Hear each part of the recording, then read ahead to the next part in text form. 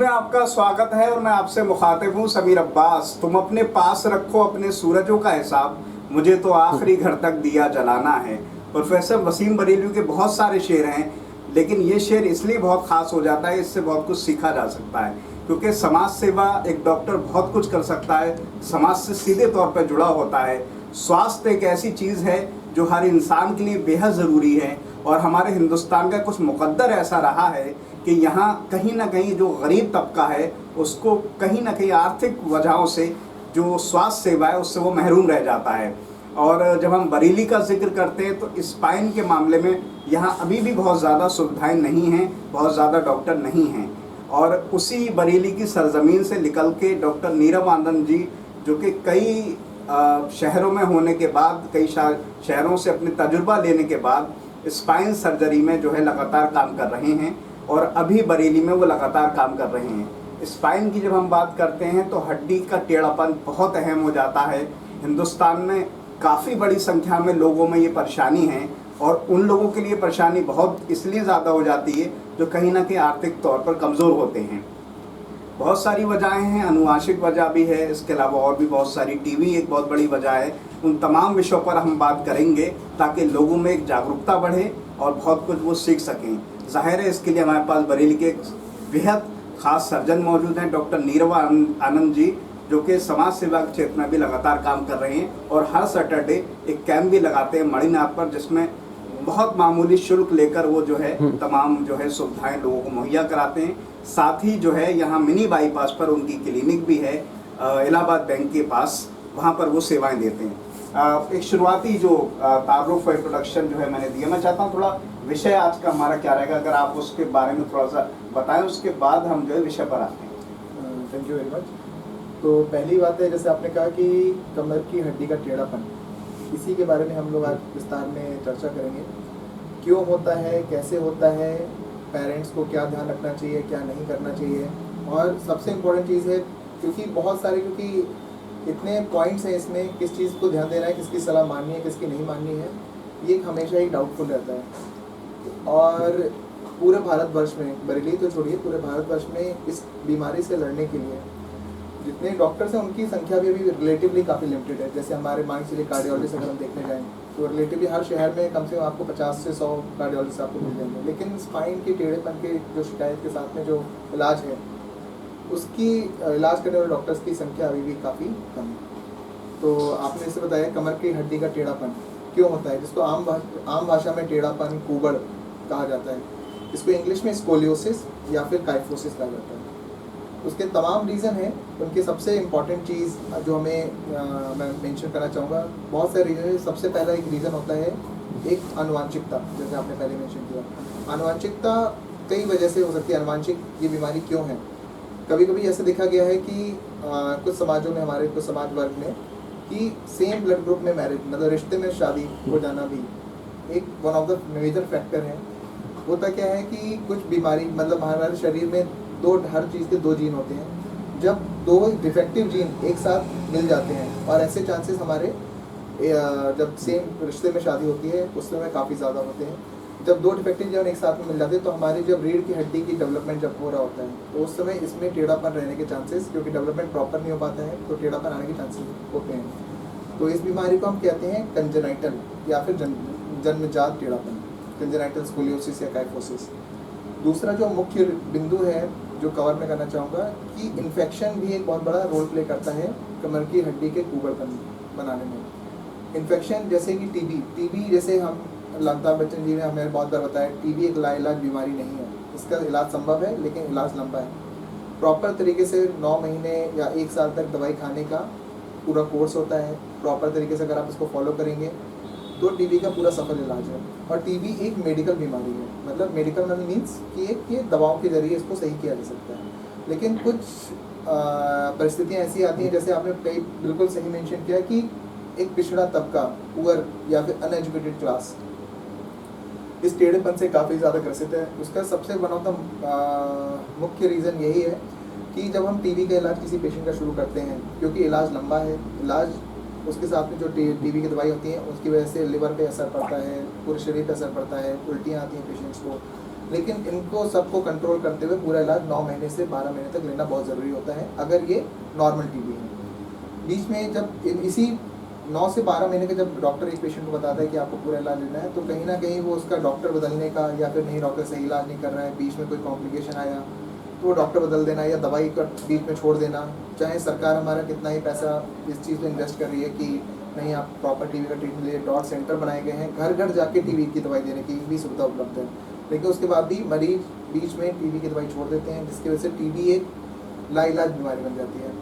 तो ऐसा क्या स्पेशल होता है कि टीबी बीमारी में जो हमारी की हड्डी का टेढ़ापन आता है, तो टीबी हमारी जब रीढ़ की हड्डी, नॉर्मली तो ये फेफड़ों की बीमारी होती है, लेकिन खून के रास्ते ये हमारी रीढ़ की हड्डी में भी फैल सकती है।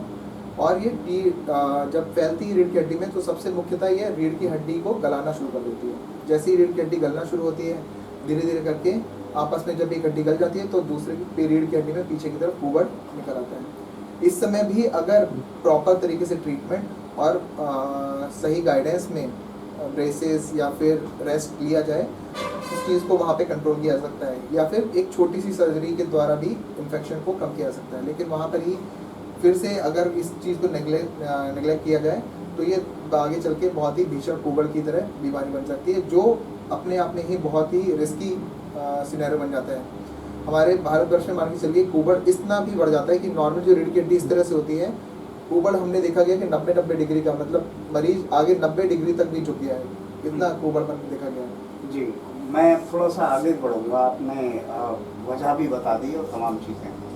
इसके अलावा क्या और इजाफा करा जा सकता है, क्या वजह होती है जिसकी वजह से कहीं ना कहीं ये जो टेढ़ापन जो है बढ़ जाता है, और किस किस तरह का होता है? आपने 90 डिग्री तक का बताया कि ये तो बहुत ही ज़्यादा हो गया, और क्या क्या इसमें हम जोड़ा जा सकता है? उसके बाद हम लक्षण की बात करेंगे। तो जैसे कि है, आपने बताया कि और क्या तरीके हो सकते हैं, आनुवांशिकता, इन्फेक्शन, उसके बाद में कभी कभी मरीजों में अगर पहले कभी ट्रॉमा या फिर रीढ़ की हड्डी का फ्रैक्चर हुआ और जिसको इग्नोर किया गया, जो स्पेशली जब बच्चों में अगर फ्रैक्चर होता है, वो जैसे जैसे बढ़ते हैं तो वो उनके साथ में हड्डी का टेढ़ापन या कुबड़ापन बढ़ने के चांसेस होते हैं। उसके अलावा बहुत सारे रीजंस हैं। एंकलोजिंग स्पॉन्डिलाइटिस एक बीमारी होती है जिसमें पूरी हड्डी में ही पूरा स्टिफनेस आ जाती है, पूरी हड्डी में पूरी जहाँ पे भी जॉइंट्स होते हैं वो सब फ्यूज़ हो जाते हैं, तो धीरे धीरे करके अपनी रीढ़ की हड्डी धीरे धीरे झुकती चली जाती है। उसमें पहले एक चाइना में एक सर्जरी की थी, फोल्डेड मैन, अगर आप सर्च करेंगे यूट्यूब पे तो उसमें फोल्डेड मैन, वो उसका अपना वो पेशेंट पिछले 5 सालों से अपने सर को अपने घुटने के सामने ही रख के चल रहा था, तो इतनी हद तक ये बीमारी बढ़ सकती है। बहुत सारी बीमारियाँ, शर्मन डिजीज़, जो कि मतलब आम जनता में इतनी अवेयरनेस ना होने की वजह से, ये अनकॉमन नहीं है लेकिन अवेयरनेस ऐसे पेशेंट मिलते हैं। तो यही सारे हैं लक्षण। क्या होता है, मतलब क्या हो गया, जो टेढ़ापन है वो 2 तरीके से मैंने बताया। स्कोलियोसिस होता है कि अगर शरीर रीढ़ की हड्डी का बैंड इस तरह से हो प्लेन में, और कुबड़ापन होता है कि रीढ़ की हड्डी सामने की तरफ झुकती जा रही है। तो ये 2 तरह के कुबड़ापन हो सकता है या टेढ़ापन हो सकता है। लक्षण ये होता है कि या तो पेरेंट्स शुरुआत से ही नोटिस कर लें इस चीज़ को कि हाँ ठीक है, बच्चे की जन्म से ही रीढ़ की हड्डी में टेढ़ापन है। कुछ ऐसे साइंस होते हैं जिनको हमें इग्नोर नहीं करना चाहिए। जैसे पेरेंट्स अगर ये वीडियो देख रहे हो कि अगर किसी बच्चे की कमर के निचले हिस्से में बाल के गुच्छे बने हों, या फिर एक छोटा सा मतलब छेद सा बना हो रीढ़ की हड्डी के बीचों बीच में, या फिर रीढ़ की हड्डी पे कोई गांठ, मतलब फैट की गांठ हो, तो ऐसे बच्चों में आगे चल के रीढ़ की हड्डी का टेढ़ापन मिलने के चांसेस बढ़ जाते हैं। तो बाकी साथ में जैसे बच्चा जैसे ग्रो करता है, लंबाई बढ़ती है, तो कुछ बच्चों में उस समय 10 साल की आयु में, 8 साल की आयु में टेढ़ापन देखना शुरू होता है। इसे कहते हैं एडोलेसेंट इडियोपैथिक स्कोलियोसिस। सबसे कॉमन वैरायटी यही मिलती है। सबसे पहले पेरेंट्स या फिर स्कूल में टीचर्स या बच्चे नोटिस करते हैं कि कंधों की सिमेट्री, कि नॉर्मल हमारे दोनों कंधे बराबर होते हैं लेकिन कुछ बच्चों में एक कंधा ऊपर जाने लगता है, तो पेरेंट्स या टीचर्स नोटिस करना शुरू करते हैं। और ये तभी देखा गया है जब हमारे बच्चे सेकंड मतलब ग्रोथ स्पर्ट को हिट करते हैं। फॉर एग्जांपल बच्चियों में, लड़कियों में ये एज अराउंड 8 से 12 साल के बीच में होता है और लड़कों में अराउंड 12 से 15 साल में। तो उस समय हमें ध्यान रखना होता है कि बच्चों के कंधों की सिमेट्री समान हो और रीढ़ की हड्डी में, और ये प्रॉपरली मैनेजेबल चीज़ है अगर इसको सही टाइम पे इसको एड्रेस किया जाए। मैं एक बात बहुत अहम जानना चाहता हूँ, क्या कुछ ऐसे भी आंकड़े मौजूद हैं कि मेल और फीमेल में अलग अलग तरह का कुछ इस तरह पर भी कोई मतलब रिलेटिवली देखा गया कि जो कॉमनली एडोलेसेंट इडियोपैथिक स्कोलियोसिस जो मोस्ट कॉमन वेरिएंट होता है, तो उसमें रिलेटिवली फीमेल्स ज़्यादा इन्वॉल्व होती हैं।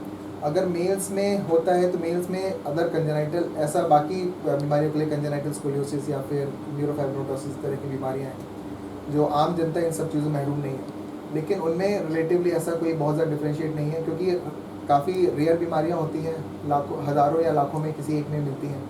तो इन सब चीज़ों में, लेकिन हाँ एडोलसेंट में स्कोलियोसिस जो है वो फीमेल्स ज़्यादा कॉमन है। आपने लक्षण बता दिए, कारण बता दिए, तमाम चीज़ें होंगी। अब अगर किसी को ये हो जाती है, शुरुआती स्टेज में वो नहीं पकड़ पाया और उसको ये प्रॉब्लम बढ़ गई, अभी आप हमें एक वीडियो दिखा रहे थे जिसमें एक बच्चे की जो हड्डी है वो किस तरह के गल रही है, तमाम चीज़ें। अब अगर हम इलाज की तरफ जाएं, क्योंकि महंगा इलाज होता है जहाँ तक मैं समझता हूँ, बहुत ज़्यादा बरेली में अवेलेबल भी नहीं है, तो किस तरह से कर पाते हैं और किस तरह का मैसेज देना चाहें? तो सबसे पहली चीज़, इसको जितना जल्दी हम बेसिकली आइडेंटिफाई कर लें वो बहुत इंपॉर्टेंट होता है, क्योंकि जैसे जैसे हमारे बच्चे बड़े होते हैं उसमें कर्व के भी ग्रोथ के चांसेस उतने ज़्यादा बढ़ते जाते हैं। अगर इनिशियली मान के चलिए अगर एक कोई स्कोलियोसिस कर्व है जो 25 डिग्री से कम है, 10 से 20 डिग्री, नॉर्मल जो हमारे स्पाइन का कर्व होता है नॉर्मली 10 डिग्री से कम होता है, अगर 25 डिग्री तक है तो हम लोग बेसिकली उसको कंजर्वेटिवली मीन्स कुछ एक्सरसाइजेज, स्ट्रेचिंग एक्सरसाइजेज और ब्रेस, मतलब प्रॉपर बच्चे को ऑलमोस्ट 18 से 20 घंटे के लिए ब्रेस करना होता है और उसको कंट्रोल किया जा सकता है। लेकिन अगर ये कर्व 25 से 40 डिग्री हो तो हमें इसमें इसके आगे बढ़ने के चांसेस काफ़ी ज़्यादा होते हैं।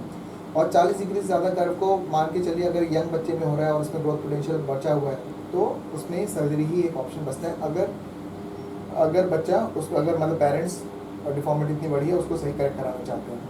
अच्छा, एक चीज़ बहुत इंपॉर्टेंट चीज़ है, कुबड़ापन केवल कॉस्मेटिक बीमारी नहीं है। अगर ये यंग एज में हो, क्योंकि हमारे जो लंग्स का डेवलपमेंट होता है वो 8 साल की उम्र तक हमारे लंग्स एडल्ट साइज तक पहुँचते हैं, मतलब एल्वेलाइज जो कहते हैं, जो लंग्स की सबसे माइक्रोस्कोपिक संरचना जो होती है, जो फंक्शनल यूनिट कहते हैं जिसे, उसका विकास 8 साल की उम्र तक होता है। इससे पहले 8 साल की उम्र से पहले होने वाले कोड़ेपन में लंग्स का डेवलपमेंट का भी इश्यूज होते हैं।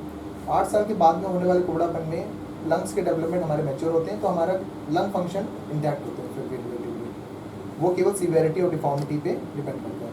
तो ये बहुत इंपॉर्टेंट है कि अर्ली टू आइडेंटिफाई और early to manage is the most important thing.